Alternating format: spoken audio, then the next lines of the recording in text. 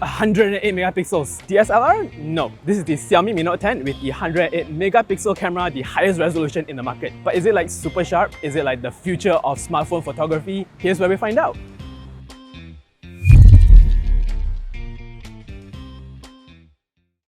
I have 3 other phones with really awesome cameras. The first, of course, is the iPhone 11 Pro Max with 12 megapixels. Hit me up with the next phone.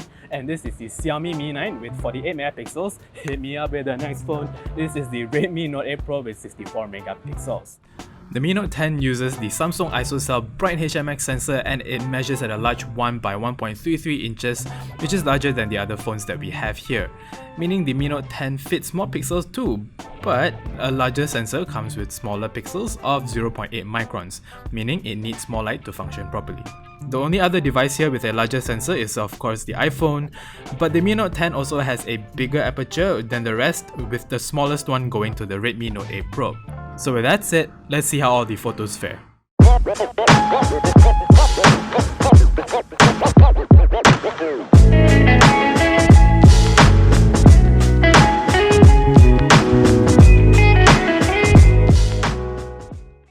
Comparing the Mi Note 10 with the iPhone 11 Pro Max, you see a lot more detail on the Xiaomi, and when you zoom in, the difference is even more apparent. We see right off the bat, the benefits of the high-res camera is of course more detail.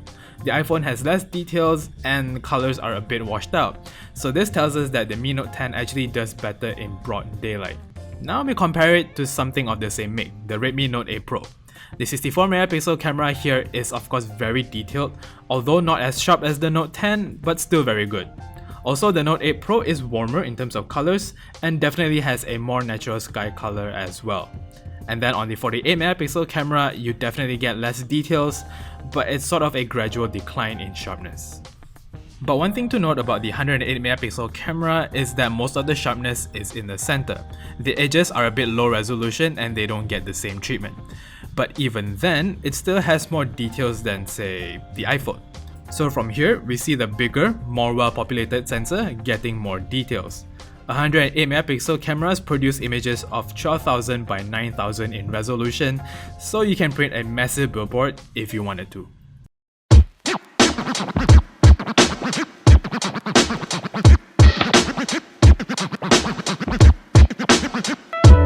Here's another example. Take this mirror on the wall.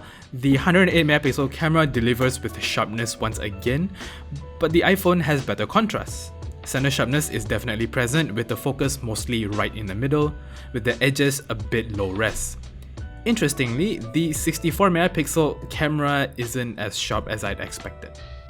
But don't discount the 48 megapixel camera just yet. When it comes to edge blurring, the camera actually does better than the 108 megapixel, especially on the window here. But other times, the 48 megapixel kinda just falls apart drastically, like in this area.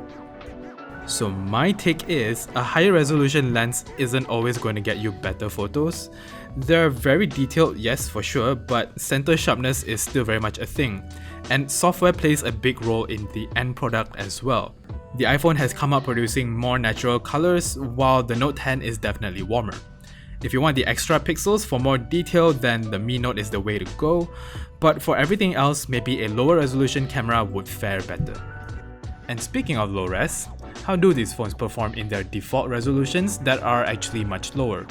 Maybe you don't really want to use 108 megapixels all the time, right? So here we have 12 megapixels, 16 and 27 to compare. These are their default resolutions that the phones shoot at to keep file sizes low as well as processing times short.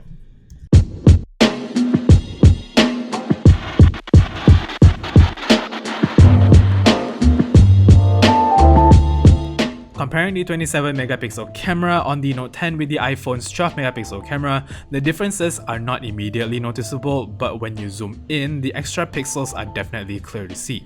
The poster here with the house, we see the lines more clearly than on the iPhone, but the Note 10 is definitely oversaturated. Just look at the clouds.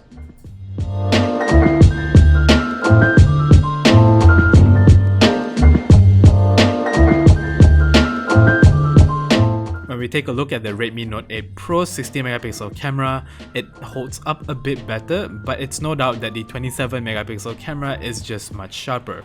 Again, the Note 10 is warmer in terms of colors. When it comes to nighttime photography, the lower resolution also helps too thanks to pixel merging.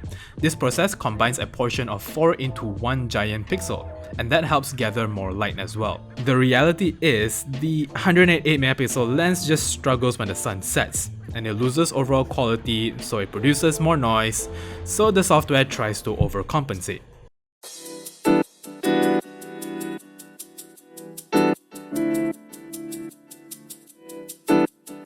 Here you see the iPhone faring much better because of larger pixels and better software.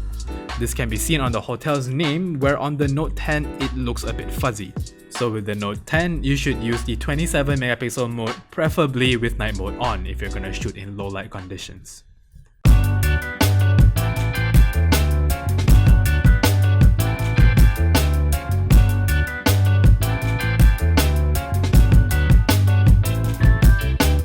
So, on a 108MP camera, it's important that it gets a lot of light. In optimal lighting, the photos are packed with so much detail that it's great for cropping and uploading onto social media. There's no need for a DSLR if you're a beginner because this is a decent alternative. Plus, you get the other features of a smartphone as well. Its downside, however, are of course higher file sizes and longer shutter lag and photo processing time. Plus, the lower pixel sizes are bad when in low light situations, so you have to go back to using 27MP mode.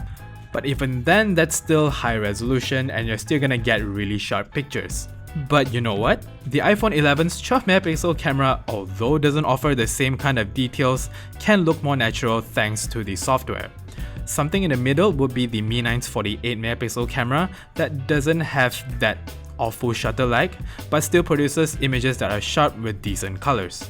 Maybe that's why everyone uses 48MP cameras. But I'm gonna say this, I definitely see a future for 108MP cameras. It's useful if you really want near DSLR-like details. With some improvements done in the software, 108MP could well be the new standard soon. The Xiaomi Mi Note 10 is priced from 2,099 ringgit. You can buy the phone from their Lazada and Shopee pages. The links are in the description box below. So we spent a whole day in KL. That concludes our comparison of the Xiaomi Mi Note 10 with the other phones. If you like this video, remember to thumbs up, remember to subscribe. This is Victor signing off. Bye bye!